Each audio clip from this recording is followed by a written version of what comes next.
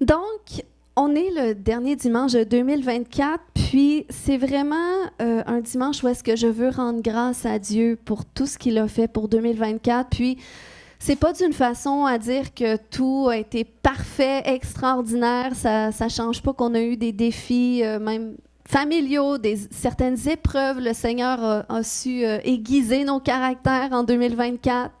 Puis, le Seigneur s'y prend pas toujours avec des gants blancs pour le faire. Mais en somme de tout ça, on a vu la main de Dieu. Puis vraiment, d'un point de vue familial, d'un point de vue individuel, on a vu la main de Dieu, on a vu sa bonté à travers nos épreuves. Puis ça nous encourage. Moi, c'est comme je rentre dans 2025 avec plein de foi parce que c'est comme 2024 a été une année où est-ce que j'ai vu beaucoup de choses s'accomplir que Dieu avait parlé. Puis particulièrement pour l'Église, puis je veux faire une courte revue de ça. Vraiment pour rendre grâce à Dieu, parce que la Bible dit dans 1 Thessaloniciens 5,18 de remercier Dieu en toutes circonstances. Telle est la volonté que Dieu a exprimée en Jésus-Christ. Donc, c'est sa volonté qu'on ait un cœur reconnaissant, qu'on remercie Dieu pour ses bienfaits, qu'on pense à ses bienfaits, même quand on vit quelque chose de difficile. Des fois, ça va nous encourager de repenser à qu'est-ce qu'il a fait à un certain moment donné. Puis, comme je disais, 2024, ça a été même une année où est-ce que même en tant qu'Église, corporativement, on est entré dans certaines paroles que Dieu avait parlé en début d'année. Donc, je vais faire un retour là-dessus brièvement. Mais c'est comme si, jusqu'à septembre, en tant qu'Église, peut-être pas tout le monde l'a ressenti, mais moi, par exemple, j'étais au courant de ça. Puis, c'est comme si, jusqu'à septembre, je ressentais qu'on était dans une transition. Puis à travers même cette transition, il y a des gens qui sont partis, il y a des gens qui sont venus aussi. Puis c'est comme quand on est dans une transition, des fois, c'est pas toujours le fun. Tu sais, c'est comme si tu es dans un temps d'attente, puis tu sais pas qu'est-ce qui va se passer de l'autre côté. Des fois, tu vis certaines tensions. Puis c'est comme si on était à cet endroit-là, puis je ne sais pas si c'est parce que septembre, ça l'a marqué l'entrée dans nos 10 ans. On l'a célébré au début octobre, mais c'est vraiment en septembre que ça faisait 10 ans officiellement que l'Église, le centre, était établi ici. Puis, je ne sais pas si c'est à cause de ça, mais c'est comme si à partir de septembre, il y a eu vraiment un shift qui a commencé à s'installer dans l'atmosphère, dans l'Église. Puis, même à partir de cette période-là, c'est comme j'ai vu beaucoup de personnes prendre conscience de leurs raisons pourquoi ils sont dans l'Église. Fait que ça le fait qu'il y a des gens qui se sont affermis dans leur position. Puis c'est comme si on a rentré justement dans l'accomplissement aussi de cette parole de Ésaïe 62, au verset 2, où est-ce que Dieu avait dit « On t'appellera d'un nom nouveau ». Est-ce que vous vous souvenez de cette parole-là? Définie par l'Éternel lui-même. Ça, c'était une parole que j'ai relâchée, je pense, en septembre, mais c'est depuis le début de l'année que Dieu avait déposé ça dans mon cœur d'un point de vue personnel, puis aussi par rapport à l'Église. Mais c'est comme, pendant toute l'année, j'étais là, mais Seigneur, c'est quoi ce nom-là? Ce nom, tu sais, on voit ça dans la parole de Dieu à certains moments où est-ce que Dieu a donné un nom nouveau à certaines personnes qu'il appelait. On a vu, par exemple, Abraham, qui est devenu Abraham. Ensuite, on a vu Jacob, qui est devenu Israël.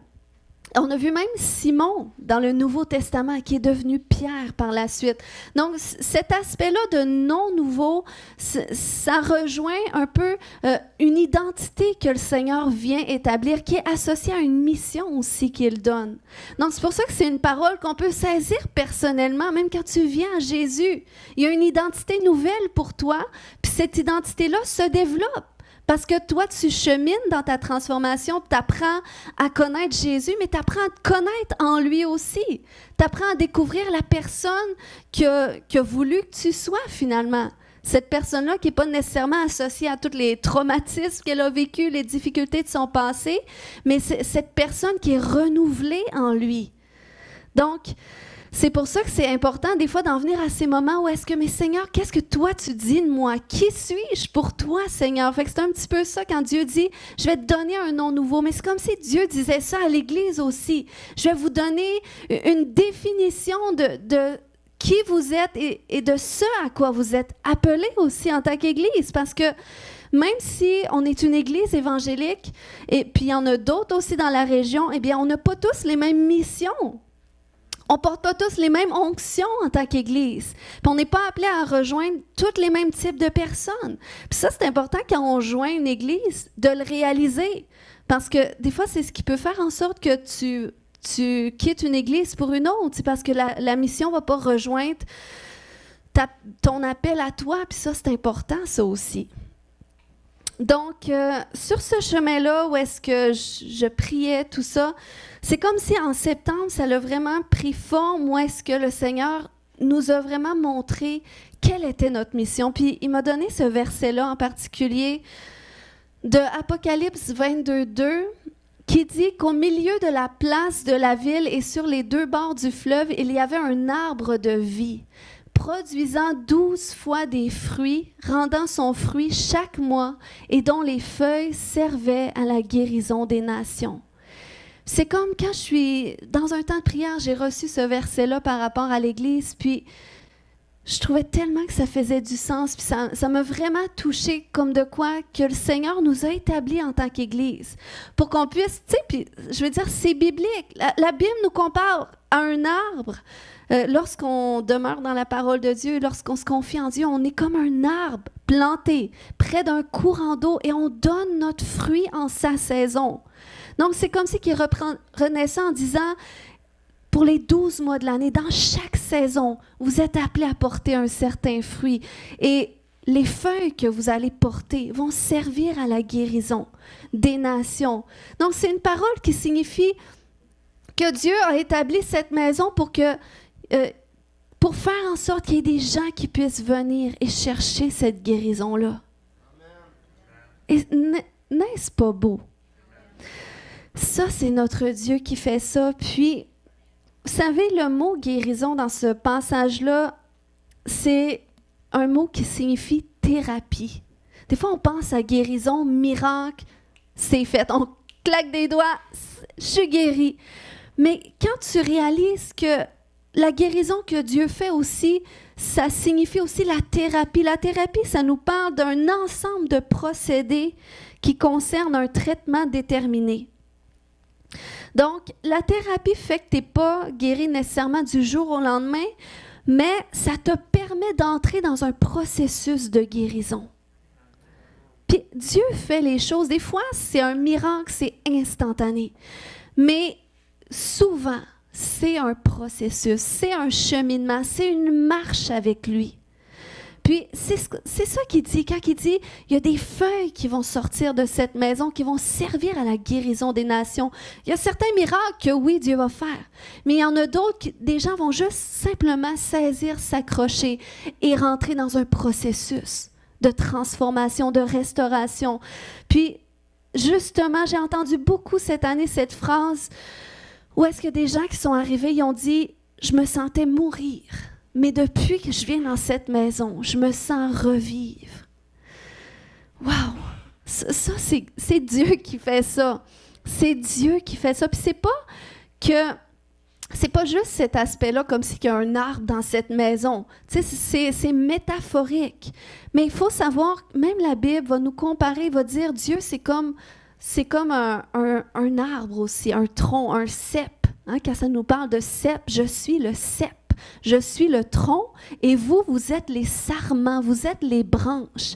Et quand vous vous connectez à moi, quand vous demeurez en moi, eh bien, c'est là que vous pouvez porter du fruit. Donc, ça veut dire aussi que quand tu te connectes dans sa maison, c'est pas juste je vais recevoir la guérison, mais c'est aussi, je vais aussi me connecter là où est-ce qu'il y a une guérison, il y a une restauration, la vie de Dieu coule pour que je puisse ensuite transmettre la vie de Dieu. Donc, c'est ça que Dieu vous appelle aussi. Si vous êtes dans cette maison, c'est pour que vous soyez participants aussi de cette mission-là, de donner la vie, d'amener la restauration autour, d'amener la guérison dans ces nations qui souffrent. Amen. Donc, c'est là qu'en septembre, ça s'est davantage défini. Puis là, on est entré, je vous dis, depuis que j'ai apporté Ésaïe 60, comme de quoi qu'on rentre dans cet endroit-là, il y a tellement de témoignages que j'ai entendus, puis je suis sûre que je ne les ai pas tous entendus. C'est pour ça que si vous êtes là le 31, vous dites, ben moi, j'ai vécu des percées, il y a des choses qui ont changé, je veux vous entendre. Puis si ça n'a pas encore changé, 2025, c'est l'année où est-ce que les choses vont bouger. Amen. Dieu n'a pas fini. 2025, c'est une continuité. On tourne simplement la page, on écrit un nouveau chapitre avec le Seigneur. Amen. Puis, je vais quand même le lire, Ésaïe 60, parce que ça nous dit, puis Dieu te dit ça encore ce matin, lève-toi, ok? Tu rentres en 2025, lève-toi encore, brille, car ta lumière arrive et la gloire de l'Éternel se lève sur toi. Certes, les ténèbres couvrent la terre et l'obscurité profonde enveloppe les peuples, le lac Saint-Jean, mais sur toi, l'Éternel se lèvera, sur toi, sa gloire apparaîtra. Des nations marcheront à ta lumière, le lac Saint-Jean marchera à ta lumière, et les gouvernements du lac Saint-Jean à la clarté de ton aurore. Amen. Puis, je vous dis, il y a quelque chose, quand on s'associe avec la parole de Dieu, qu'on réalise, non, quand que je lis ça, c'est comme si je sens que ça vibre de la tête aux pieds, je sens que c'est pour un temps comme celui-ci. Quand tu t'associes à la parole de Dieu, ça a le pouvoir de créer des shifts. Puis c'est là qu'en septembre, on a eu une ouverture pour une implication dans la communauté à Métabetchouan. Donc, c'est pas rien, ça. En tant qu'Église, on n'était pas trop impliqués jusqu'à maintenant, mais on cherchait Dieu à savoir de quelle façon est-ce que tu nous appelles. Et à un moment donné, suite à ce message-là, il y a quelqu'un qui dit « Mais moi, il y a ça qui brûle dans mon cœur, fait que je vais aller voir à la ville, je vais me déplacer, je vais faire un pas de foi. » Et bang, la porte s'est ouverte. Donc, le Seigneur, il nous appelle comme ça à marcher par la foi, mais il veut ouvrir ce genre de porte-là. Puis, quand on lit la suite du verset, ça dit « Lève tes yeux et regarde autour de toi, ils se rassemblent tous. Ils viennent vers toi, tes fils arrivent de loin et tes filles sont portées dans les bras. » Je le dis, puis ça me touche beaucoup parce que je sais qu'aussi on a beaucoup de fils et de filles qui ont joint la maison cette année, puis plus que l'année tire à sa fin, plus que de gens, de fils et filles du Père qui sont arrivés dans cette maison. Et vous savez qu'est-ce que ça a accompli? Amen. Comme parole, c'est qu'en début d'année, je ne sais pas si tout le monde se souvient, mais j'avais partagé un mot que j'avais reçu de Dieu. Puis c'est comme, je l'ai vraiment pris d'un point de vue personnel pour tous les aspects de ma vie, mais au début, ça concernait l'Église. Puis je veux juste relire un rêve que j'avais fait il y a 1 an pile, le 29 décembre 2023. J'étais quelque part, puis il y a un homme qui était là dans mon rêve puis qui m'a demandé quel était l'un de mes désirs pour l'Église en 2024. C'était comme un objectif que je mettais devant le Seigneur. Puis c'est comme ce genre de rêve-là, c'est des rêves, tu le sais quand c'est un rêve de Dieu. Tu sais, c'est comme, c'est pas quelque chose que j'avais pensé avant que je fasse ce rêve-là puis que je prononce quelque chose dans mon rêve. Puis là, c'est comme si dans mon rêve, je me suis mis à penser à toutes les petites églises au lac Saint-Jean, les petites églises évangéliques qui ont une 50aine de personnes. Puis c'est comme si je voulais déclarer quelque chose pour mon Église, dire, ben au lieu d'être près de 50, je veux qu'on soit près de 100. C'est comme si le double. Puis, mais là, en disant ça, en voulant dire ça dans mon rêve, je l'ai déclaré pour toutes les églises de la région. Puis ça me fait prendre conscience que, tu sais, quand Dieu veut nous bénir, même en tant qu'Église, il ne veut pas juste nous bénir nous, mais il veut bénir aussi toutes ces maisons, toutes ces familles. Amen. Puis tous les gens. Et là, je me suis mis à déclarer ça, puis là, j'ai compris que, wow, le Seigneur, tu sais, il veut faire le double, veut nous amener à cet endroit de sortir de la mentalité de petitesse, tu sais, je me satisfais de qu'est-ce que j'ai. Non, il veut qu'on désire plus. Il veut qu'on demande plus, parce qu'il veut déverser plus. Donc, j'ai commencé à déclarer ça, puis même il y a des gens aussi qui ont saisi cette parole-là pour leur vie, le double. Puis, ça s'associe avec un verset aussi, parce que c'est une promesse. Dans Ésaïe 61:7, Dieu dit « Au lieu de la honte, vous aurez une double part. » Tu sais, quand tu as vécu des difficultés, quand tu as vécu des difficultés, Dieu dit, ben, au lieu de ta honte que ça t'a occasionné, je vais te donner une double part. Ça, c'est comment Dieu fait les choses. Il dit, au lieu de connaître l'humiliation, ils crieront de joie en voyant leur héritage. Le Seigneur veut qu'on soit joyeux. Est-ce qu'il y a des gens qui peuvent se voir crier de joie, de dire, enfin, j'espérais pour ça, et wow, Dieu l'a fait. C'est ainsi qu'ils posséderont le double dans leur pays. Non, mais y a-t-il quelqu'un qui est excité ce matin? Il dit, il veut que tu possèdes le double là où est-ce que tu habites en ce moment, là où est-ce que tu te trouves dans la région. Il veut que tu possèdes le double et que ta joie sera éternelle. La joie, c'est pas l'autre côté. L'autre côté, oui, ça va être jusque dans l'éternité, mais c'est maintenant que tu peux goûter à la joie de l'éternité. Amen. Donc ça, c'est une promesse. Puis, c'est juste pour vous dire que ça s'est accompli dans l'Église. OK? Si on met tous les enfants ensemble dans la salle, on était une quarantaine, près de 50 en début d'année. Et là, quand je regarde toute notre liste de noms, parce que là, on s'est dit, on va commencer à comptabiliser les gens qui sont là, les présences, juste pour voir.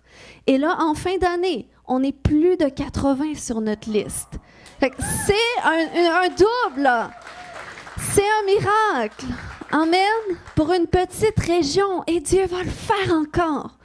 Et je sais qu'il y a encore plus pour 2025.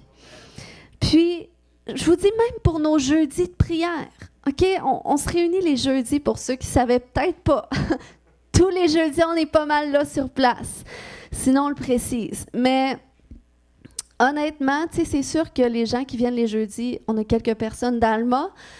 Mais c'est majoritairement les gens qui sont de Métabetchouane. Puis, des fois, je vous dis, on était 3. Des fois, on était 4. Mais là, on déclarait par la foi. Écoute, à un moment donné, là, ça va venir en foule. Les gens vont être bénis parce que je ne sais pas qu'est-ce qu'il y a les jeudis, mais il y a une dimension de la présence de Dieu qui est là. On intercède de façon prophétique. On fait des déclarations. On fait des supplications. Puis, on a triplé de personnes. Les jeudis, on est rendu près de 15 personnes qui se rassemblent quand on est tous là. Pourquoi? Parce que Dieu a envoyé des fils et des filles aussi à Métabetchouane pour s'installer. Donc, gloire à Dieu que dans notre petite région, petite ville perdue un peu au milieu de nulle part, Dieu envoie des gens. Amen! Fait que ça, c'est le Dieu qu'on sert. C'est simplement pour vous encourager, pour vous montrer que Dieu est derrière sa parole pour l'accomplir. Puis il se cherche des gens qui vont marcher par la foi, qui vont prendre le peu qu'ils ont, puis qui vont dire, écoute, avec le peu qu'on a, eh bien, on va croire pour une multiplication. On va croire que ça va s'étendre. On va croire pour quelque chose de grand. Il cherche des gens qui n'ont pas peur de rêver. Amen. Puis, je vous dis ça pour que ça vous mette dans l'expectative pour 2025. De dire, écoute, je ne savais pas tout ça, s'était passé ça dans l'Église, puis que le Seigneur agissait comme ça. Mais tu peux simplement saisir aujourd'hui, puis dire, écoute, je m'associe avec ça, puis je vais prendre qu'est-ce qu'il y a. Je vais prendre qu'est-ce que Dieu a pour moi. Amen. Puis, dans la suite de nos jeudis de prière, on a vu des percées. Là, je n'ai pas pu faire témoigner tout le monde des percées des jeudis, mais il y a un témoignage, par exemple, que je voulais faire partager. Sandra, tu peux venir. Mais elle va nous partager qu'est-ce que Dieu a fait pour elle suite à un jeudi. Mais tu peux raconter un petit peu ton histoire là, brièvement pour que les gens puissent se mettre dans le contexte. Mais c'est juste pour vous dire qu'on a prié pour des situations, puis Dieu l'a fait. Tu peux venir.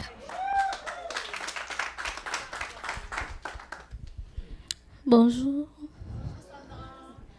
La Bible pouvait dire, c'est de l'abondance du cœur dont la bouche peut parler. Ce matin, je parle parce que mon cœur est tellement dans la joie.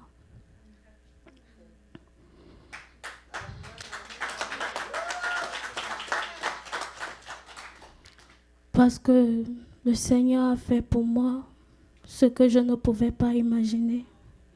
Il a répondu au-delà de mes attentes. Quand je pense encore,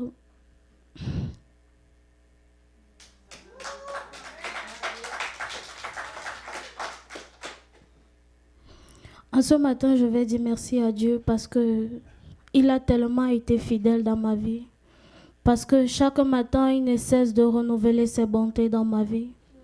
Pour la petite histoire, je suis arrivée au Canada, ça fait de cela 8 mois, et je suis arrivée avec un permis de travail fermé. Et j'ai juste fait 3 mois de travail et on a résilié mon contrat de travail. Et j'ai déposé les CV un peu de partout. Bon, on a résilié mon contrat de travail parce que j'étais malade et j'ai demandé à rentrer parce que je ne me sentais pas bien. Et la chef d'équipe m'a autorisé à rentrer. Et lorsque je rentre, je vois, on m'a envoyé une lettre par courriel.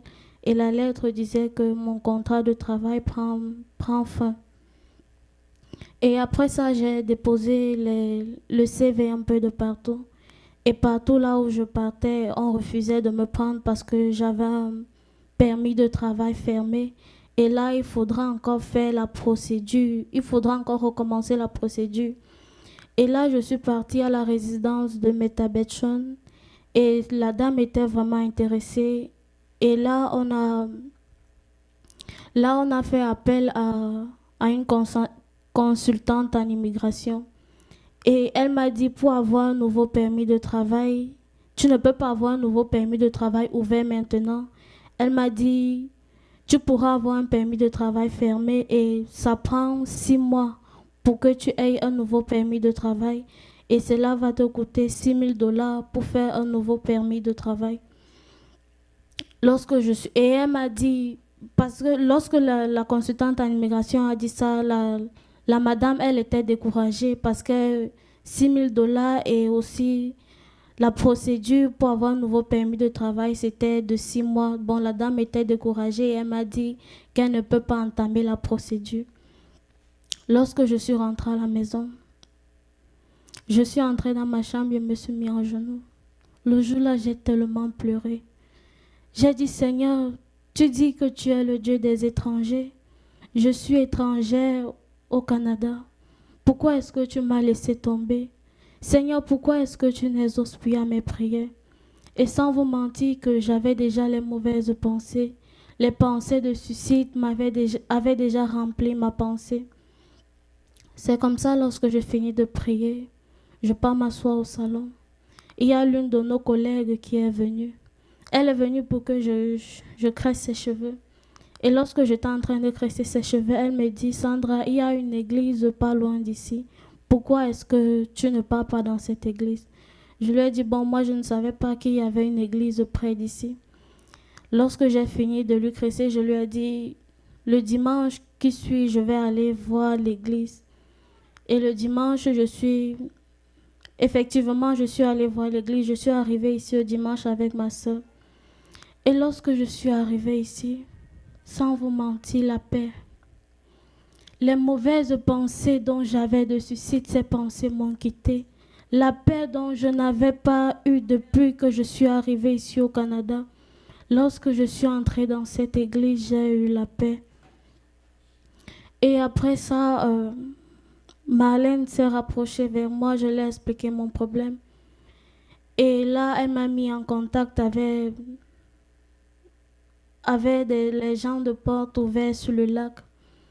Et c'est comme ça qu'ils sont venus à la maison. On a commencé la procédure pour un nouveau permis de travail. Et là, aujourd'hui, je peux dire, la dame qui avait dit que je ne pouvais pas avoir un nouveau permis de travail, que je pourrais juste avoir un permis de travail fermé. Et elle m'avait aussi dit que la procédure prendra 6 mois. Et elle m'avait aussi dit qu'il faudrait $6,000 pour faire un nouveau permis de travail. J'ai reçu la lettre disant que mon permis de travail ouvert a été approuvé. Et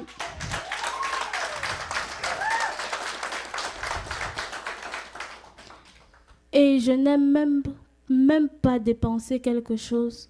Elle avait dit que cela fera 6 mois, mais ça a juste fait 2 semaines. On m'a envoyé la lettre.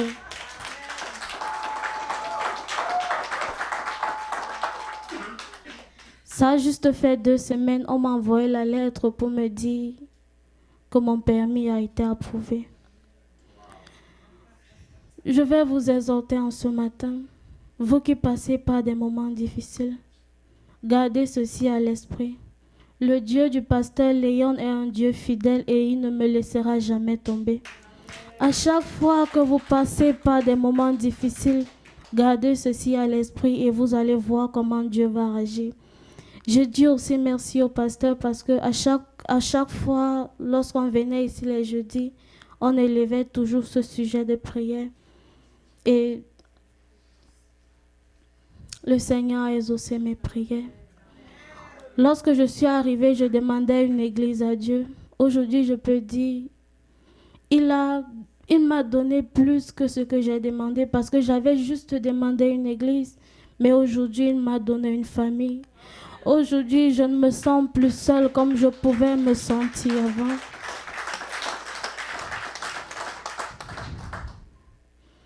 Vous savez, pour nous qui quittons l'Afrique pour venir ici, nous ne sommes pas avec nos parents et on se sent tellement seul.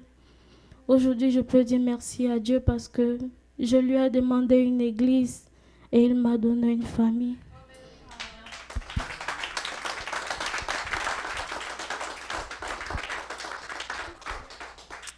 Wow!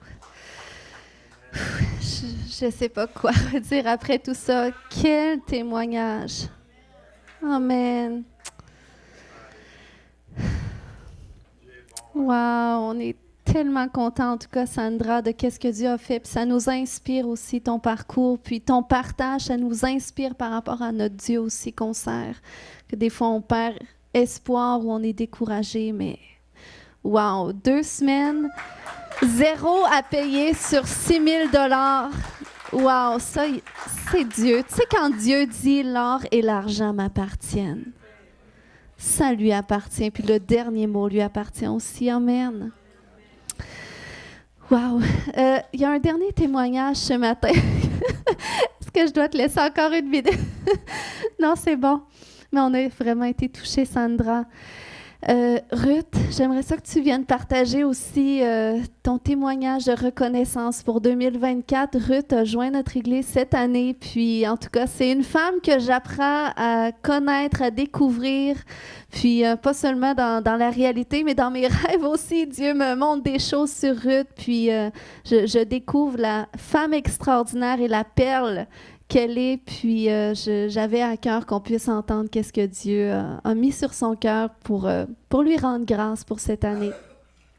Tu peux venir. Sandra, vraiment, je suis vraiment touchée. Je suis pas triste d'être là. Je suis vraiment, mon cœur est vraiment réjoui, puis je suis vraiment dans la joie, là, malgré... Alors moi, je nous ramène en 2023, un diagnostic de cancer. Dès que j'ai eu l'annonce, il y a toujours la surprise, il y a eu des larmes, ça, je pense que c'est normal. Mais les médecins m'ont dit au début, la masse est vraiment très grosse, puis on ne peut pas l'enlever immédiatement. Il faut faire de la chimio puis de la radio en même temps. Puis on ne pourra pas intervenir avant 6 ou 7 mois. Puis, on ne pouvait rien faire ici pour moi dans la région. Il fallait que je sois traitée à Québec. Les médecins, j'ai rencontré une chirurgienne. Elle m'a dit, il faut faire une étude de cas. Il faut que les chirurgiens puis l'équipe d'oncologie se rassemblent parce qu'on sait ça, on vous annonce ça, mais il faut vraiment prendre des décisions, on ne sait pas. J'ai reçu un téléphone me disant, « Madame Boily, j'ai su que j'avais un cancer le 22 mars. J'ai reçu un téléphone me disant, « Madame Boily, votre première intervention sera le 24 mai.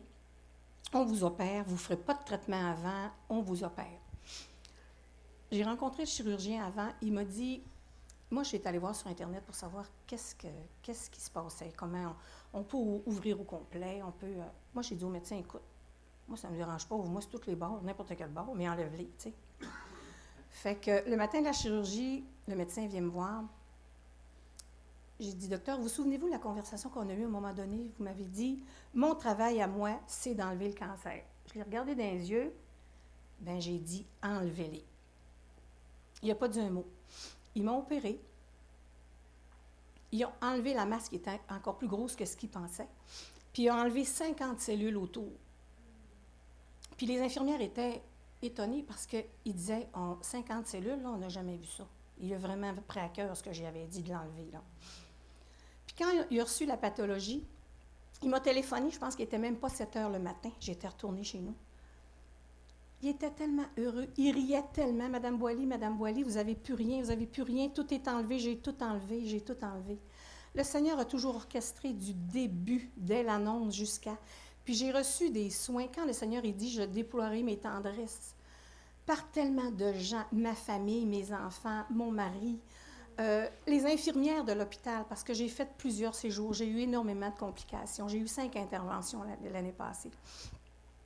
Mais avec une paix qui n'était pas la mienne, la paix de Dieu. Je suis toujours restée dans une paix qui était incompréhensible même pour moi. Puis ça demeurait toujours. Je ne vous dis pas que je n'ai pas eu des périodes de découragement parce que j'ai fait 4 transferts Alma-Québec en ambulance. Là. C'était pas toujours rigolo, puis j'ai failli mourir, vraiment. Mais le Seigneur, il me portait. C'était même par les infirmières de l'hôpital, parce que j'ai fait tout sur le département d'oncologie où est-ce que j'étais. J'ai tellement été hospitalisée souvent que j'ai fait toutes les ailes. Puis les infirmières sont attitrées à une aile, mais ils revenaient me voir dans l'aile où est-ce que j'étais. Puis de la préposée, de la femme d'entretien, du médecin, ils venaient, puis je ne les connaissais pas. Puis ils me disaient, je vais prier pour vous. Notre Église va prier pour vous. Je vais prier pour vous. Des personnes que je ne connaissais pas, des infirmières, puis une infirmière qui est venue à un moment donné, qui me remis une lettre, mais c'était juste en anglais, avec une rose, une fleur qu'elle avait faite en origami. Puis j'ai demandé à Émilie après de me lire la lettre, puis j'aurais dû la porter ce matin, je n'y ai pas pensé, mais c'était tellement beau, tellement bénissant, qu'est-ce qu'elle avait écrit, c'était une déclaration du Seigneur, c'était des bénédictions, puis j'ai eu des prières de plein de sœurs, de frères, d'assemblées, c'était vraiment là, avec du recul, je repense à tout ça, puis je me dis, Seigneur, malgré la route difficile que j'ai dû suivre, que j'ai dû vivre, toutes les fois, à tout moment, à tout instant, il était là. Il me protégeait, il me gardait. Puis sa paix était constante, constamment en moi, constamment. Puis, pour me faire dire, la dernière chirurgie que j'ai reçue en décembre 2023, il a fallu qu'ils replacent une stomie. Puis en janvier, on m'a annoncé que c'était pas guéri. J'avais plus de cancer, mais c'était pas guéri. Il y avait encore une fuite. Puis il fallait qu'il recommence. On m'a replacée sur la liste de chirurgie en février de 2024 en me disant, il faut recommencer du début. Puis ça, là, cette fois-là, ça va être très ardu. C'est le commentaire qu'on m'a fait. Mais sa paix était là. Sa paix, puis j'avais la foi. Puis j'avais dit à mes enfants, je ne mourrais pas. Je savais, c'était une conviction ferme en moi, je savais que je ne mourrais pas. Je le savais. Puis, je passais des examens souvent, très souvent. C'était pas guéri, mais on priait. J'ai joint l'Assemblée ici en février. Je vous ai trouvé, je nous ai trouvés, vraiment. J'ai un sentiment d'appartenance, je suis bénie avec les enseignements que Pasteur Léane nous apporte, avec les réunions de prière, avec les prières à toutes les fois. Je me disais, est-ce que tu avances à chaque fois? Tu manques de foi, tu manques de... Pasteur Léane a dit, non. Tu avances à chaque fois. À chaque fois, je suis en avant. Mais là, je peux vous dire que le dernier examen que j'ai fait, l'avant-dernier examen que j'ai fait au mois d'août, fin août, c'est guéri. La fuite est guérie. Puis, le médecin m'a fait revenir, Puis quand j'étais en attente dans le corridor, puis je devais rencontrer mon oncologue, le chirurgien spécialiste, puis c'était long. Je rentre dans le bureau, puis il dit, Madame Boily, vous, parce que vous, là, je l'ai entendu tellement souvent de la part de tout le monde. Oh, vous. Des protocoles, ils en ont tellement fait sur moi, ils en ont tellement essayé, il n'y a rien qui fonctionnait, des nouvelles expériences, des choses. Il n'y a rien qui fonctionnait. Puis, il dit, ça a été long, je vous ai fait attendre longtemps, parce qu'il dit, j'ai téléphoné au spécialiste qui vient de faire votre examen, parce que je ne le crois pas, là. Il dit, vous êtes guéri. C'est guéri. Bien, j'ai dit, les prières, ça sert à ça, les prières. Puis là, bien, chérie, puis le médecin, il disait, oh non, là. J'ai dit, wow, monsieur, calmez-vous. J'ai dit, c'est correct, je suis guérie. Je suis guérie. Il me fait revenir encore en décembre, début décembre, pour refaire des examens. Et je suis encore guérie. Et puis, j'ai eu un téléphone le 25 novembre. Le 25 novembre, on m'a téléphoné de l'hôpital. Il a changé ma chirurgie, qui était une chirurgie reconstructive du début, à juste à enlever la stomie, à me reconnecter, à enlever la stomie tout simplement, une chirurgie mineure. Puis, ils m'ont téléphoné le 25 novembre pour me faire l'entretien préopératoire. Puis, ils m'avaient dit dans les premiers jours de décembre. Là, j'avais hâte. Je me disais, tout le long de l'année 2024, je me disais, les gens disaient, tu dois avoir hâte. J'avais pas tellement hâte d'être toute réouverte, puis tout ça, j'avais pas tellement hâte, mais j'avais la foi, puis ma paix était là. Puis, je disais, c'est pas grave que ce soit pas mon tour, j'en ai plus de cancer, je suis guérie, j'en ai plus. J'en ai plus de cancer, il y a tellement de gens qui l'ont. S'ils l'enlèvent à d'autres personnes, merci Seigneur, c'est ce que je veux. Mais au mois de décembre, quand ils m'ont téléphoné et qu'ils m'ont dit, dans les premiers jours, là, ça va être votre tour, vous allez avoir votre chirurgie. Là, je priais, ma prière avait changé. Pasteur Léane disait, là, je veux que ce soit mon tour. Ça n'a pas été mon tour, mais c'est pas grave.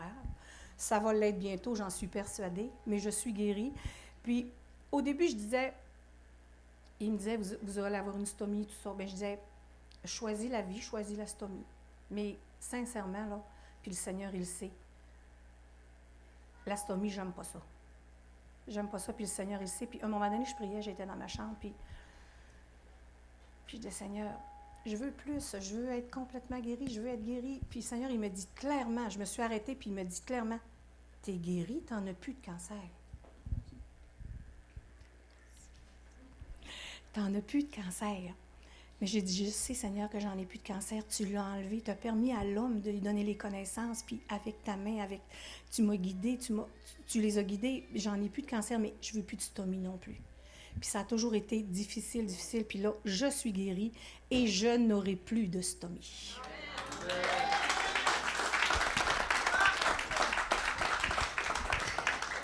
Amen. On s'associe à ta déclaration, Ruth. Amen. Quel Dieu bon concert. Est-ce que ça vous encourage ce matin, ces témoignages? Donc, ce matin, en concluant, la Bible nous dit dans Jérémie 29:11 que Dieu a des projets de paix pour nous et non de malheur. Pour 2025, il a des projets de paix pour toi. Il y a un avenir pour toi. C'est pas la fin, comme il a dit à Ruth. C'est pas la fin, même si la peur voudrait des fois nous dire c'est peut-être la fin. Non, c'est pas la fin. Tu sers un Dieu qui a encore une autre histoire qu'il veut écrire avec toi. Amen. Et c'est des projets de paix pour que tu sois heureux. Puis, il faut se dire que si Dieu forme des projets à notre égard, c'est parce que Dieu est intentionnel aussi dans sa façon d'aborder la vie à notre égard. Il n'y a rien qui se produit par hasard. Tout est pour un but, puis ça nous enseigne que si Dieu est intentionnel à notre égard, nous aussi, on doit être intentionnel dans notre façon d'aborder la vie. Puis comment est-ce qu'on peut être intentionnel en terminant 2024? C'est en repensant, oui, aux bienfaits de Dieu, mais c'est aussi en repensant peut-être à nos épreuves, à voir, est-ce qu'il y a des leçons que je peux en retirer? Peut-être que là, je suis encore dans des choses qui ne sont pas réglées. Mais est-ce que Dieu essaye de m'enseigner quelque chose là-dedans? Et ça, c'est une façon d'être intentionnel parce que Dieu va se servir des épreuves pour nous faire grandir. Donc, c'est cet aspect-là. Puis il y a aussi cet aspect de chercher à être intentionnel pour 2025. Seigneur, qu'est-ce que tu as comme projet pour moi en 2025? Qu'est-ce qui est sur ton cœur pour ma vie? Et ça, dans les prochaines semaines, on va rentrer un petit peu plus en profondeur là-dedans pour entendre Dieu nous parler personnellement, pour qu'on puisse commencer l'année déjà avec des petites directions du Dieu, un petit blueprint, comme on dit, du Seigneur pour savoir dans quelle direction est-ce qu'on s'en va. Puis c'est comme ça qu'on peut être intentionnel, qu'on peut faire qu'est-ce qu'on doit faire. On va se préparer pour vivre qu'est-ce que Dieu a pour nous. Amen. C'est comme quand il avait parlé du double, mais il y avait cet aspect-là qu'on devait élargir. Puis, vous savez, si je le ramène ce matin, c'est parce que c'est encore d'actualité. Si tu dis, ben moi, j'ai pas vraiment vécu le double, mais qu'est-ce qui brûle dans ton cœur ce matin? Dans quel aspect de ta vie est-ce que tu aimerais voir le double arriver? Peut-être que tu es toute seule à être sauvée chez toi. Tu dis, moi, j'aimerais qu'on soit au moins 2. Puis j'aimerais qu'on soit 2 fois 2. J'aimerais qu'on soit 4 à être sauvés. Ça, c'est une forme de double. Commence à réfléchir, mais Seigneur, où est-ce que tu voudrais faire le double dans notre vie? Puis avant de faire le double, toi, il faut que tu élargisses ta mentalité. Il faut que tu élargisses l'espace de ta tente pour laisser rentrer ce double-là. Amen. Puis là, je n'ai pas tombé dans tous les témoignages parce que 2025, il y a des nouveaux témoignages qui arrivent. Mais je me réjouis parce que je vois que Dieu travaille avec nous. Et puis, il travaille de façon accélérée parce qu'avec tout ce qu'on entend autour de nous, on est encore très bénis de ne pas vivre tous les malheurs que d'autres pays vivent en ce moment. Mais c'est pas parce que on vit dans une certaine paix dans la société qu'on s'assoit sur cette paix-là. Au contraire, il faut faire quelque chose. Amen. Il faut faire quelque chose selon la mission que Dieu nous donne. Puis on n'a pas de temps à perdre.